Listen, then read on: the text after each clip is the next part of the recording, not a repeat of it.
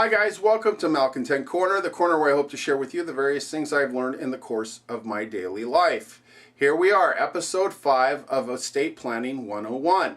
Now if you're just joining this video series, I ask that you please go through and watch at least episodes 1 through 3. For in those episodes, I discuss the basic legal instruments that I think that you should have in place with regards to estate planning. Now, I'm not saying these are the only instruments that you will need, but they are, in my mind, the very basic instruments. As I have stressed several times over this video series, the requirements for estate planning vary from estate to estate and from state to state. So as always, please don't try to make this a DIY affair, but seek out professional legal help with regards to any estate affairs. Now, with that being said, I'm not going to talk about any more legal instruments. I think I've discussed enough of them to get the ball rolling. If you're a young person and you're watching this video, you need to ask your parents the hard questions. Do you have these instruments in place? And if not, why not? And if they can't tell you why not, or even if they tell you why, press them to get such instruments.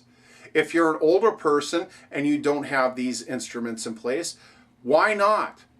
You owe it to your loved ones to have these things in place. It's hard enough to lose you, let alone to have to deal with the legal wrangling that can go through all the dog and pony show of not having paperwork or paperwork that is signed properly. So please, do yourself a favor, do your family a favor, and get your affairs in order. Now, I'm going to tell you why I'm so adamant about this, and it's going to come in the form of a personal story. Now, this story is both a story to tell you why you need them, as well as a little bit of a cautionary tale as to why you should seriously consider estate planning. Now, I'm not going to tell you this story with the idea of gaining your sympathy. If you want to send it to me, you're welcome to, but I'm not looking for it. I'm also not looking for any condemnation. Trust me, if I could go in a time machine and go back and talk to myself 20 years ago, I would have a serious and frank conversation with myself, and some of the events that I've run through in my life, I would not run through again. However, I can't, and I had to live with what I had. My only hope here is that I can help you avoid the same pitfall. In fact, that is why I created this channel. I created this channel with the idea of making this video series with the specific purpose of telling this story. It's taken me a while to get here. I wanted to cut my chops on lighter, fluffier subjects, but here we are. I figured it was time to make the video. I had it all set up in my brain, and a year later, well, maybe a little longer, but I'm here to deliver the story. Now again, it's a personal story. I'm sure I'm not unique. I know I'm not unique. I'm sure it's played out in the past. And quite honestly, considering the amount of people I've talked to that don't have wills, I seriously doubt they have powers of attorney. I seriously doubt they have living wills. I feel fairly confident that this story will play out something similar in the future for somebody. My goal here is to hopefully make sure that somebody is not you. Now, with that being said, here's how the story goes. I come from a small family. Just my father, my mother, and myself. I have no siblings. To be sure, we're a typical American dysfunctional family. We fought. We loved one another. We had good times. We had bad times. But one thing was sure, we cared about each other and we liked being with each other. I used to look forward to the holidays over at the parents' house. Loved Thanksgiving, loved Christmas. In the non-holiday times, we'd have lunch together, grab dinner with each other, talk to each other a couple times a week, and I would visit. All of that, however, changed in a blink of an eye. That night happened about 10 years ago, and my father had a stroke. And in that blink of an eye, my father went from being an independent man to needing the care that only a nursing home could provide. My mother, who had her husband with her for 50 plus years, now all of a sudden faced a life alone. And I, with my own life to live, all of a sudden was thrusted into the role of being my father's advocate and my mother's caretaker. A role that I was not prepared for, but as I said, life is a cruel teacher because she gives you the test first and then you get the lesson.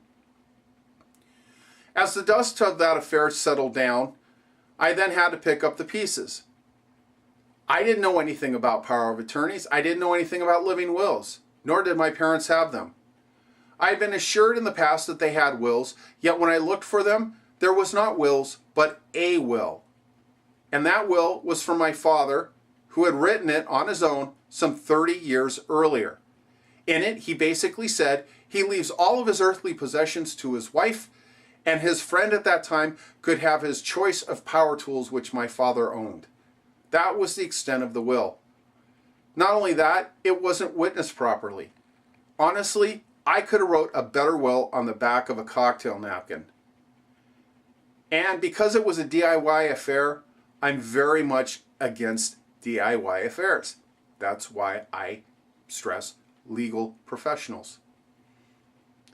Now, once I became aware of this, I took the steps needed to resolve it. Both my parents ended up with wills, living wills, and power of attorneys.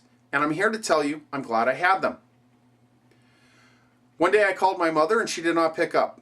I went over to the house and I found her on the floor, alive but unconscious.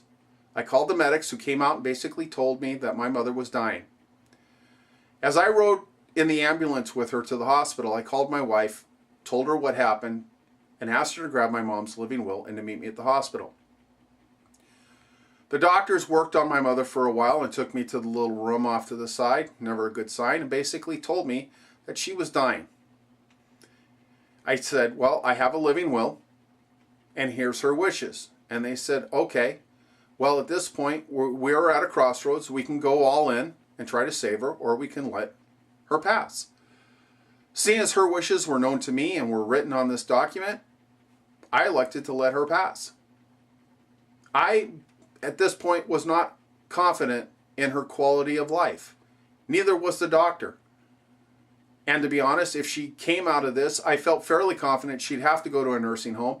And if she could speak, I have a feeling she would be spitting venom at me for the rest of her life. Something that neither I wanted to deal with, and quite honestly, I did not want for her.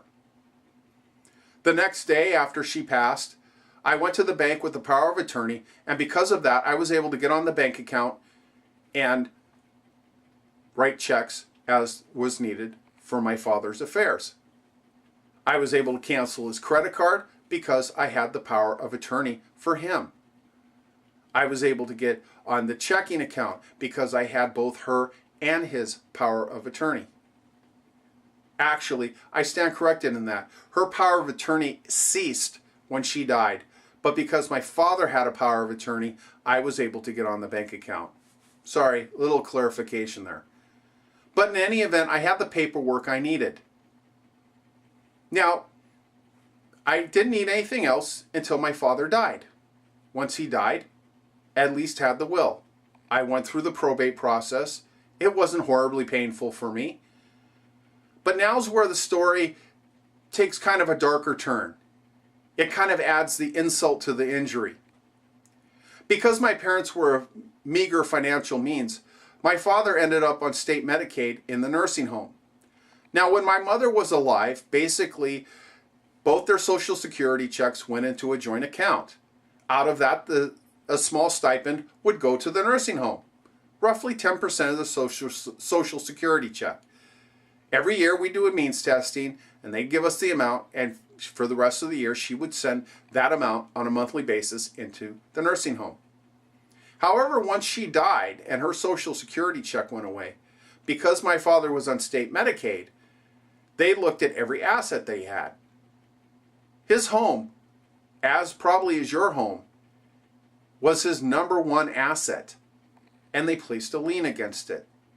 His Social Security, they left him $50 a month out of his entire Social Security check, a small stipend to live upon. Now, as a side note, my father, when he was in the hospital with his stroke, I was told, would be a vegetable. He came out, he was not a vegetable. His right arm was paralyzed, his right leg was weak. He suffered from aphasia, so he could not speak. But he knew how to use a cell phone. And when I mean he couldn't speak, he could not enunciate properly. It was slurred speech. But we developed our own speech and our own habits, and because I knew the man so well, we were able to communicate fairly well. But I always said that he was a vegetable who knew how to use a cell phone. It's a morbid sense of humor, I admit. But once you have a cell phone bill of $20 a month, that $50 doesn't go very far, especially when the man needs something, like if he wanted a burger or a milkshake. I'm not complaining. I would always step up and fill in the need. It's no problem. He's my father. He's family. But once he passed, and closing out the estate, I had to go to the estate and see what the amount of his lien was. Surprisingly, it was not near the $900,000 I thought it would be for 9 years of nursing home care, and it was only $615,000. That's right, $615,000. Now, he had his house, and it was in a fairly hot real estate market. But unfortunately, I could not get the full amount of the money that was required of the lien. Because of that, there was nothing left over for me. The state got it all. Now, I'm not complaining. He got 9 years of care in a nursing home. They took pretty good care of him. If he needed anything health-wise, they were on top of it. But still, there's a certain part of me that, maybe selfishly, but I'm a little resentful of the fact that I was forced to sell the family home that had been in my family for 50 plus years in order to settle a claim that the state had against my father's estate. I see plenty of people every day who live their life with careless abandon, and the state steps in and helps them out and requires nothing of them.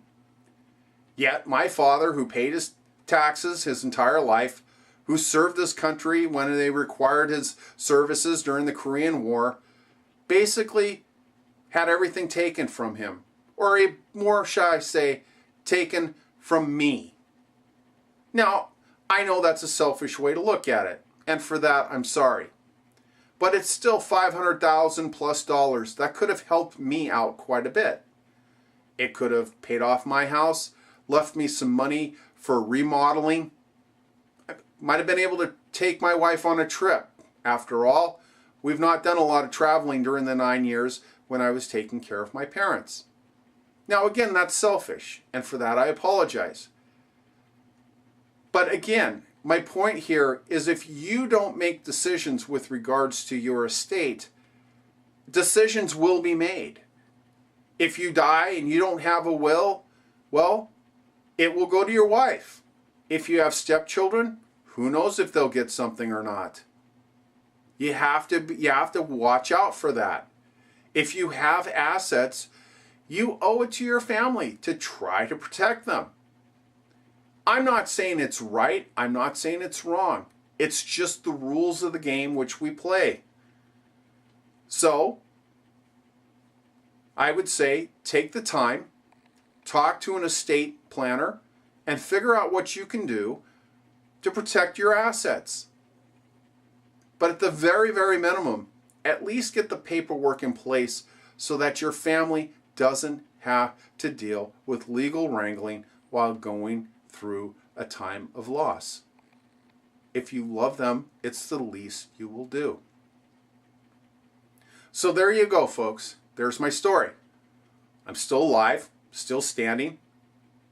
I'm healthy. I'm doing okay. I have no complaints. But if anything, I hope this video could serve as a cautionary tale about getting your house in order before the time of crisis hits. And if this doesn't sell you on that, I really don't think any story will sell you on it. So with that being said, as always, I thank you for watching and listening to me here at Malcontent Corner. I hope you appreciated this video series.